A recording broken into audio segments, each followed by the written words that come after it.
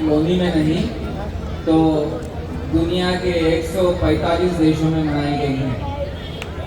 इस साल बाबा साहब की जयंती दुनिया के 145 देशों में मनाई गई है और 220 ग्लोबल शहर, जैसे आप देखेंगे दिल्ली, न्यूयॉर्क, लंदन, सिडनी, इस तरह के जो दुनिया के ग्लोबल शहर है, वो 220 ग्लोबल शहरों में बाबा साहब की जयंती इस बार बड़े धूमधाम से मनाई गई है। साथियों, बाबा साहब की बहुत सारी अचीवमेंट है। आप सब जानते हैं कि आप सब लोग आर्टिफिशियल इंटेलिजेंस एआई का इस्तेमाल करते हैं। आप में जो नौजवान हैं वो लोग एआई का इस्तेमाल करते हैं। तो मैंने एआई को पूछा कि बाबा साहब की 50 सबसे बड़ी उपलब्धियां बताइए। तो आर्टिफिशियल इंटेलिजेंस का कहना है कि 50 में बताना बहुत मुश्किल हो जाएगा, क्योंकि इतनी बड़ी उपलब्धियां हैं कि 50 में सिमटना कैसे हो जाएगा। तो इतनी ज्यादा उपलब्धियां बाबा साहब की जिंदगी में है। लेकिन आप देखेंगे कि जब हम 145 देशों में और 220 ग्लोबल शहरों में बाबा साहब की जयंती मनाई जा रही है, तो साथ साथ इस देश में भी हर समुदाय में बाबा साहब की जयंती मनाई जा रही है। जिन लोगों ने, जिन समुदाय ने, जिन विचारधाराओं ने बाबा साहब की विचारधारा का विरोध किया शुरुआत में, वहां पे भी जयंती मनाई जा रही है। जिन पार्टियों ने बाबा साहब का विरोध करते हुए अपनी राजनीति बनाई, वो पार्टियां भी बाबा साहब की जयंती बहुत बड़े धूमधाम से मना रहे हैं। और प्रधानमंत्री तो कह रहे थे कि मैं तो बाबा साहब के संविधान की वजह से प्रधानमंत्री बना हूँ। तो कई लोग मेरे पास आते हैं और कहते हैं कि ऐसा इतना बड़ा बदलाव क्यों आया है, क्योंकि वो कहते हैं आज से 25 साल पहले पीछे जाइए और 25 साल पीछे जाकर आप देखिए तो आप देखते होंगे कि बाबा साहब की जयंती की शोभा यात्रा निकालने से लेकर बड़े डिस्प्यूट हुआ करते थे और काफी बड़े डिस्प्यूट हुआ करते थे। लेकिन आप देखेंगे कि जहां डिस्प्यूट होते थे वहां से अभी वो डिस्प्यूट खत्म हो चुके हैं। तो ये ऐसा क्यों हुआ है? तो ऐसा इसलिए हुआ है क्योंकि आप लोगों ने 1980 के बाद में जो उत्तर प्रदेश में बहुजन समाज का आंदोलन चलाया और उसको कामयाब किया, उसकी वजह से ये संभव हुआ है। बाबा साहब की जयंती जो ग्लोबल मनाई जा रही है, वो सिर्फ आप लोगों की वजह से मनाई जा रही है।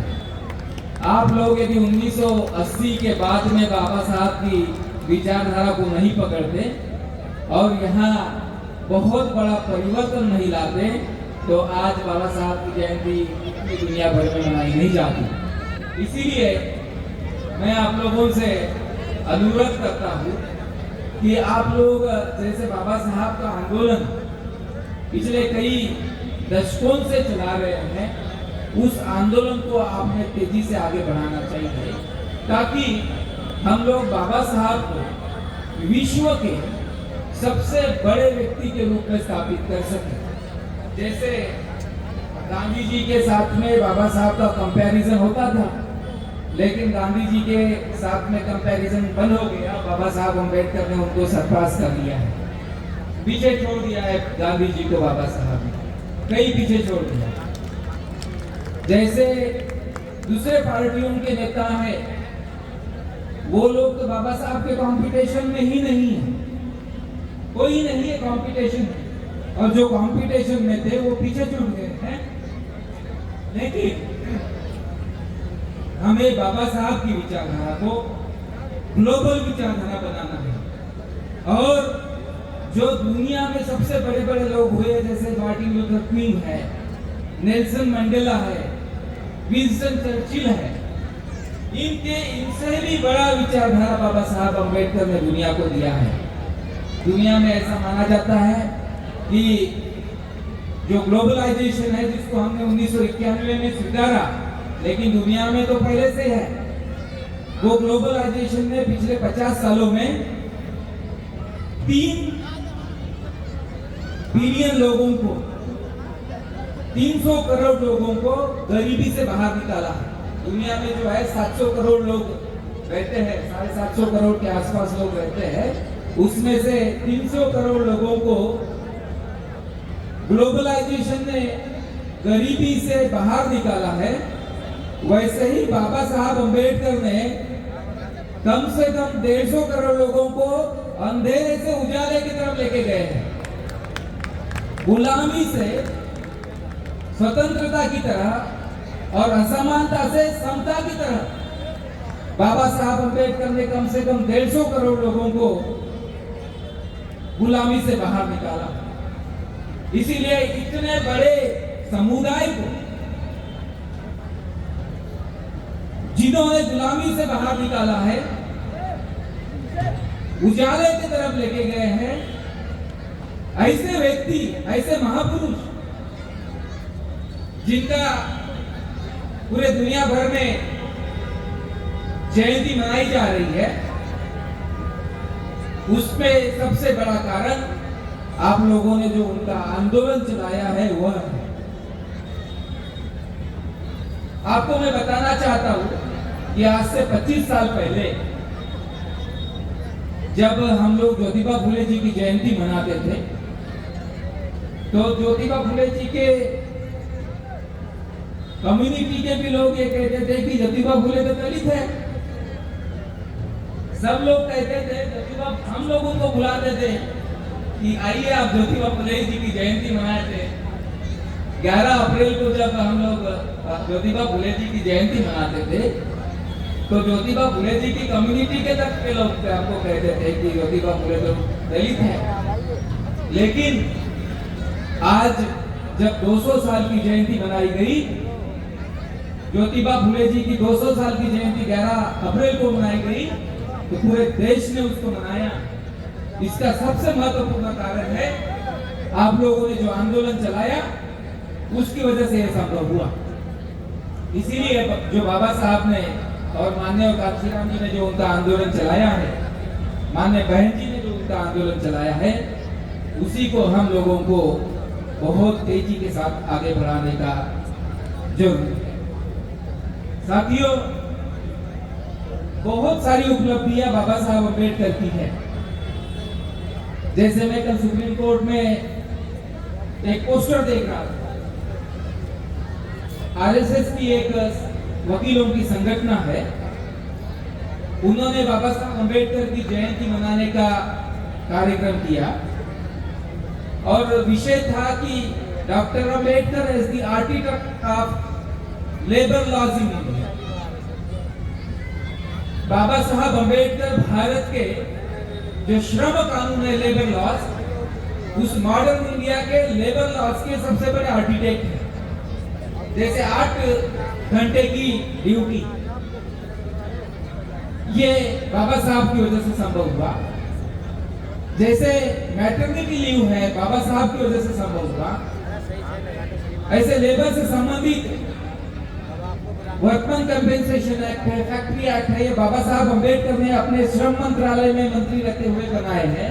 वो उसकी वजह से बाबा साहब की वजह से संभव हुआ। लेकिन सबसे बड़ी बात मैं आपको बताना चाहता हूँ कि बाबा साहब अम्बेडकर जब राउंड टेबल कॉन्फ्रेंस में 1930 to 1932 के बीच में लंदन में जब बाबा साहब राउंड टेबल कॉन्फ्रेंसेस में शामिल हुए थे, जिसकी वजह से भारत का 1935 का एक्ट बना था, आप देखेंगे कि बाबा साहब की जिंदगी की सबसे पहली डिमांड कोई सेपरेट इलेक्टोरेट नहीं या फिर कोई आरक्षण नहीं था।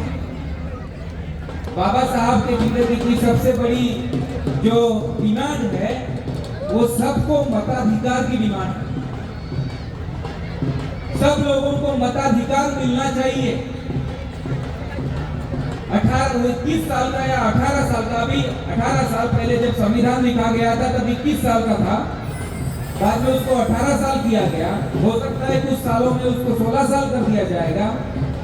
तो जो लोग 18 साल के हो जाते हैं, उन सबको, चाहे वो गरीब हो अमीर हो, चाहे जाति से कोई भी हो, उन सबको एक मताधिकार और उसके मत का एक वैल्यू होना चाहिए। ये बाबा साहब अम्बेडकर के जिंदगी का सबसे बड़ा लक्ष्य था और उसी की वजह से बाबा साहब ने जब संविधान लिखा, हमारे मध्य में श्रीमान अनिल कसाना जी प्रमुख साहब पधार चुके हैं, जो साथ में समस्त उनके साथीगण हैं। मैं प्रमुख साहब का इस कार्यक्रम में हार्दिक अभिनंदन एवं स्वागत करता हूँ। मेरा प्रमुख साहब से अनुरोध है कि वो बाबा साहब की प्रतिमा पर पुष्पांजलि अर्पित करके मंच पर आकर अपना स्थान ग्रहण करें। साथ ही मेरा सम्मानित क्षेत्रवासियों से अनुरोध है कि वो तालियों के साथ प्रमुख साहब का स्वागत करें। भाई रजनीश प्रधान जी, ग्राम प्रधान सिकरानी भी उपस्थित है। आपका भी इस कार्यक्रम में हार्दिक अभिनंदन एवं स्वागत है। वह मेरे जो भाई, मेरे बंधु जो पीछे खड़े हैं, मेरा आपसे अनुरोध है आप स्थान ग्रहण कर लो। विनम्र अनुरोध है मेरा आपसे, आप स्थान ग्रहण कर लो, आप खड़े न रहे। कार्यक्रम में भी अभी चलने वाला है। अभी हमारे वक्तगण आएंगे, बोलेंगे, आप उन्हें अच्छे से सुने, लेकिन आप अपना स्थान ग्रहण कर लें।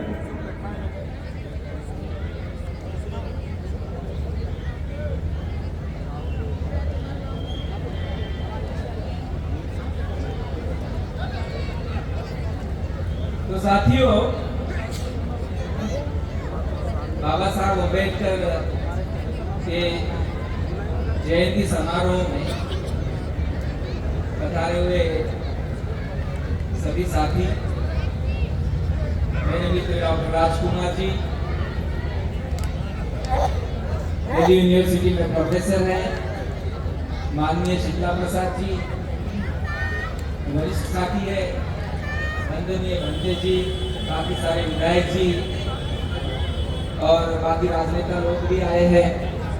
आप लोगों को मैं बता रहा था कि बाबा साहब अम्बेडकर का जो आंदोलन है, उसकी सबसे पहली उपलब्धि है सबको प्रौढ़ मताधिकार, एडल्ट फ्रेंचाइज, जो संविधान की धारा 326 में लिखा गया है, जिसको शुरुआत में संविधान लिखते समय फंडामेंटल राइट्स में लिखने वाले थे, लेकिन बाद में उसको जो है 326 आर्टिकल में लिखा गया। तो बाबा साहब ब्रिटिश लोगों को कहते थे कि आप जो है हमें आरक्षण मत दीजिए, आप हमको जो है सेपरेट इलेक्टोरेट मत दीजिए, लेकिन आप हमको सबको प्रौढ़ मताधिकार दीजिए। तो बाबा साहब अम्बेडकर की वजह से इस देश में सभी लोगों को प्रौढ़ मताधिकार मिला हुआ। जो आप हर इलेक्शन में वोट कर रहे हैं और यहाँ शाही लगा रहे हैं, वो सिर्फ और सिर्फ बाबा साहब की वजह से। बाबा साहब नहीं होते तो किसी को प्रौढ़ मताधिकार नहीं मिलता।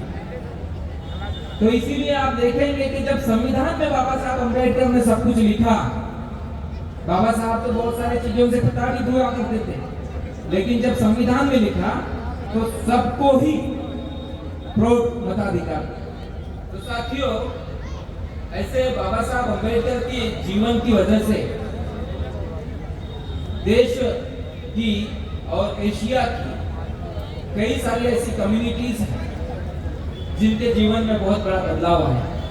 महिलाएं, अभी कल आप देखा होगा कि पार्लियामेंट में 2/3 मेजॉरिटी नहीं होने की वजह से एक बिल फेल हो गया। गवर्नमेंट ने बिल लाया था, फेल हो गया। लेकिन संविधान में पिछले 2 साल पहले महिलाओं को 33% सीटें रिजर्व होना चाहिए, इसके लिए एक प्रावधान किया गया, संवैधानिक संशोधन लाया गया। कई सालों से वो बिल पेंडिंग था, पिछले 25 साल से वो बिल पेंडिंग था, अभी उसको कर दिया गया। मैं आप लोगों को सवाल पूछना चाहता हूँ, क्या बाबा साहब नहीं होते तो क्या महिलाओं को चुनाव लड़ने का अधिकार होता? क्या बाबा साहब नहीं होते तो महिलाओं को चुनाव लड़ने का अधिकार होता? तो बाबा साहब को देश के सारे महिलाओं ने अपना सबसे बड़ा महापुरुष मानना चाहिए कि नहीं मानना चाहिए? पिछले दिनों में सोशल मीडिया पर देख रहा था, किसी ने लिखा कि भारत में महिलाओं के सम्मान में कोई चीज, एक चीज है तो वो सिर्फ देश का संविधान है। महिलाओं के समर्थन में ना कोई धर्म है, ना कोई धर्म ग्रंथ है, और भारत में सिर्फ महिलाओं के सम्मान में, समर्थन में सिर्फ भारत का संविधान है जो बाबा साहब अम्बेडकर ने लिखा। इसीलिए साथियों, लोग पूछते हैं कि बाबा साहब अम्बेडकर की जयंती जब 25 साल पहले हम मनाते थे तो जयंती में इतना हुजूम नहीं होता था, इतना लोग नहीं आता था, सिर्फ कुछ जातियों के लोग मनाते थे। आज ऐसा क्या हो गया कि बाबा साहब अम्बेडकर की जयंती दुनिया के 145 देशों में मनाई जा रही है, 220 ग्लोबल शहरों में मनाई जा रही है। ऐसा क्यों हो रहा है? ऐसा इसीलिए हो रहा है क्योंकि जिन लोगों को पता नहीं था कि बाबा साहब ने उनके लिए क्या किया, उन लोगों को पता चल चुका है कि बाबा साहब ने उनके लिए क्या किया। इसीलिए ये जयंती मनाई जा रही है। और जैसे जैसे उनको पता चलेगा कि बाबा साहब ने उनके लिए क्या किया था, वैसे वैसे ये जयंती का जो स्केल है वो बढ़ते जाने वाला है।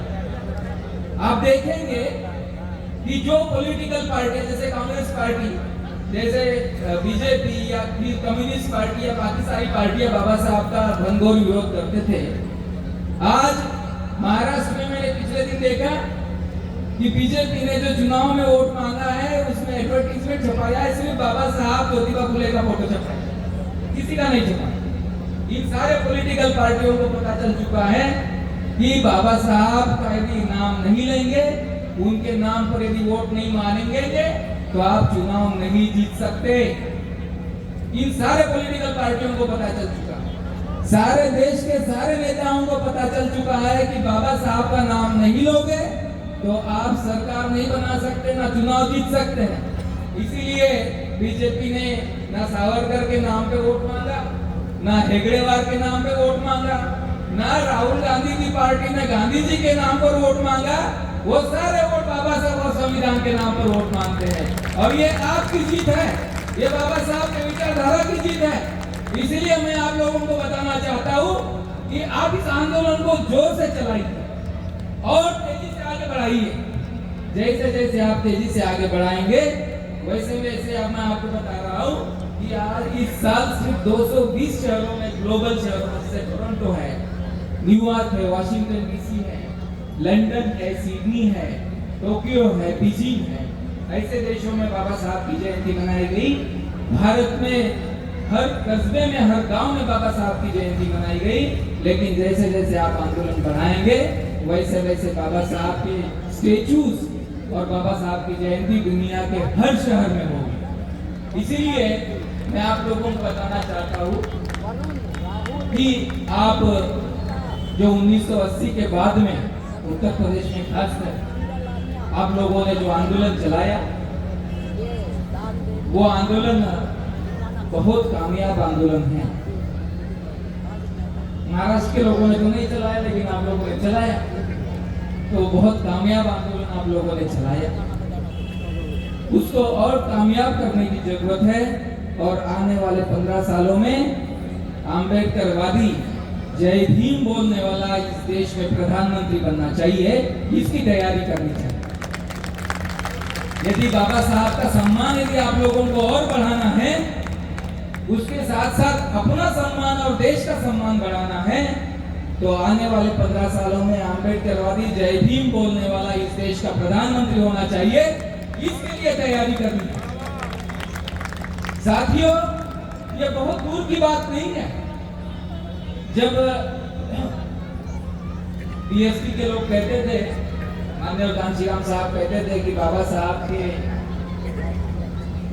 बगैर हम इस देश की कोई सरकार नहीं बनने देंगे, तो लोगों को ये थोड़ा सा बहुत ज्यादा लगता था, बहुत ज्यादा लगता था।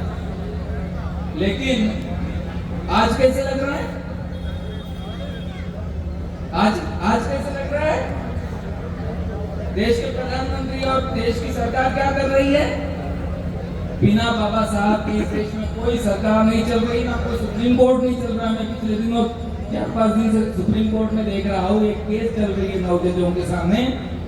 दिन में कम से कम 100 बार बाबा साहब का नाम लिया जाए, दिन में कम से कम 100 बार सुप्रीम कोर्ट में बाबा साहब का नाम लिया जाए। पार्लियामेंट में, देश के पार्लियामेंट में हजारों बार बाबा साहब का नाम लिया जा रहा है। इसीलिए वो समय आ चुका है जब बाबा साहब ने कहा था, बाबा साहब ने 3-4 चीजें कहा था, उसमें से सबसे महत्वपूर्ण चीज बाबा साहब ने कहा था कि राजनीतिक पावर ऐसी चीज है जो जादू है। बाबा साहब कहते थे कि political power is a miracle, it is not everything, it is a miracle. और उससे जो है हम लोगों को अपनी जिंदगी में बहुत बड़ा बदलाव है। तो साथियों, मैंने काफी बात कर ली है, इधर काफी हमारे वरिष्ठ लोग हैं, वो मैं वैसे भी कोई वक्ता नहीं हूँ, लेकिन आदर्श ने मुझे बुलाया तो इसलिए मैं यहाँ पहुँचा हूँ और आपके बीच में आकर मुझे बहुत प्रसन्नता हुई, बहुत खुशी हुई। और कि आप लोग बहुत ही जश्न के साथ में, टशन के साथ में जो बाबा साहब की जयंती मना रहे हैं, तो आप इसी जश्न और टशन के साथ में उनका आंदोलन भी चलाएंगे, ऐसा विश्वास रखता हूँ। और फिर से दोबारा आऊँगा, ऐसा विश्वास दिलाता हूँ। जय भीम, जय भीम।